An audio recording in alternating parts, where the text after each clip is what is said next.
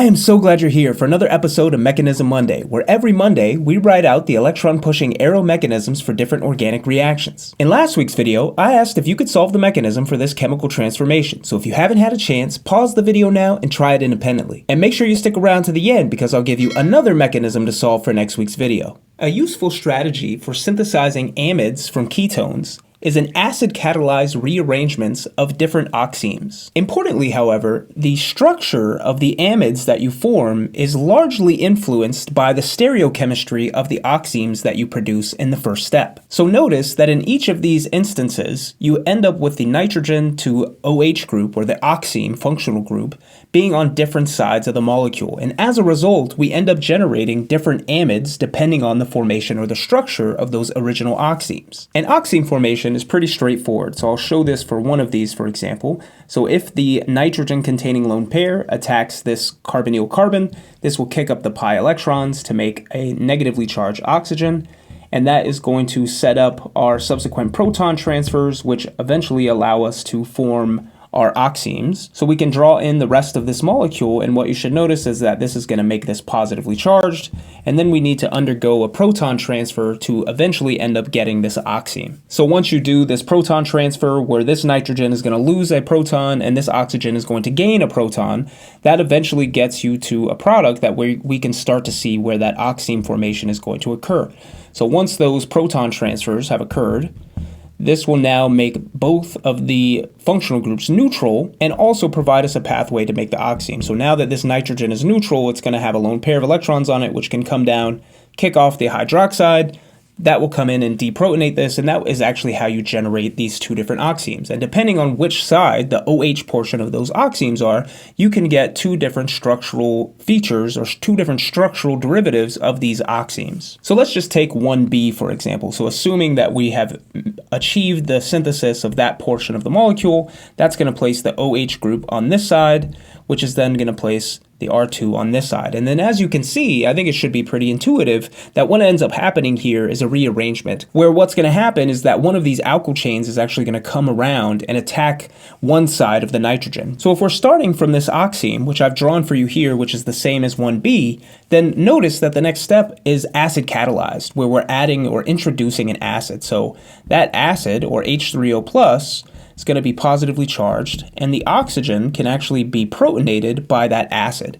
And that's going to generate a really good leaving group where now you have protonated that oxygen and made it positively charged, and that means that it is now a really good leaving group for what happens next. And you've probably seen something similar before when you looked at Baeyer-Villiger reactions, which turn ketones into esters, for example. This is a comparable reaction. But notice, importantly, what has happened here is that one side of the molecule, because this is planar, one side of this molecule is blocked by what's now a good leaving group. So rather than the rearrangement occurring from R1 attacking that nitrogen, what's actually going to end up happening is that in this case, the R2 is going to come and attack that nitrogen. And in doing so, simultaneously, that's going to kick off our good leaving group as water. And the intermediate that generates is ultimately going to be R1 down here, which is going to be attached to this carbon, which is still double bound to this nitrogen. And now R2 is going to be placed at this position. And this will leave behind a positive charge at this carbon, which can be resonance stabilized if we bring down those electrons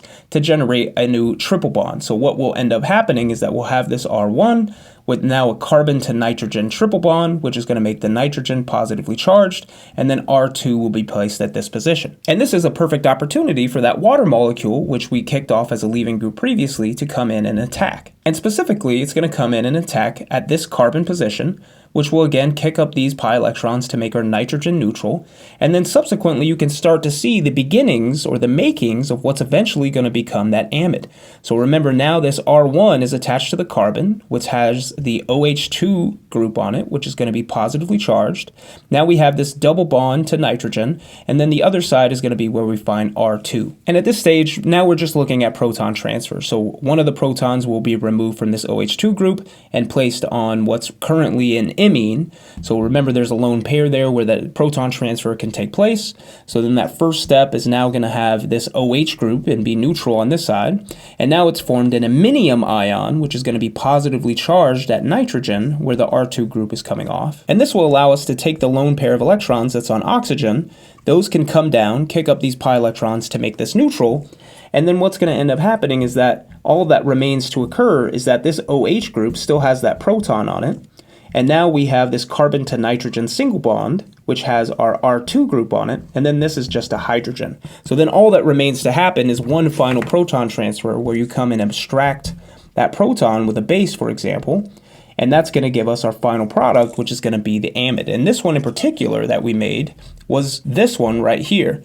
So if we had instead started with an oxime, which remember I started with this oxime with the OH group going to the left, if instead I started with the oxime with the OH going on the right, this would have made R1 be the one that shifts over. And as a result, that's how you get this disparate product formation where you're ending up with different structural features in your amide depending on the formation of the intermediate oxime. And it's a really unique example in which the stereochemistry of the intermediate that's formed actually informs the type of product or the type of amide that you're forming in the final step. If you enjoyed this week's mechanism, give it a thumbs up down below. And for next week, I'd love to see if you could figure out the electron-pushing arrow mechanism for this organic reaction. And make sure that you subscribe to the channel so that you never miss out on another Mechanism Monday. I'll see you next week.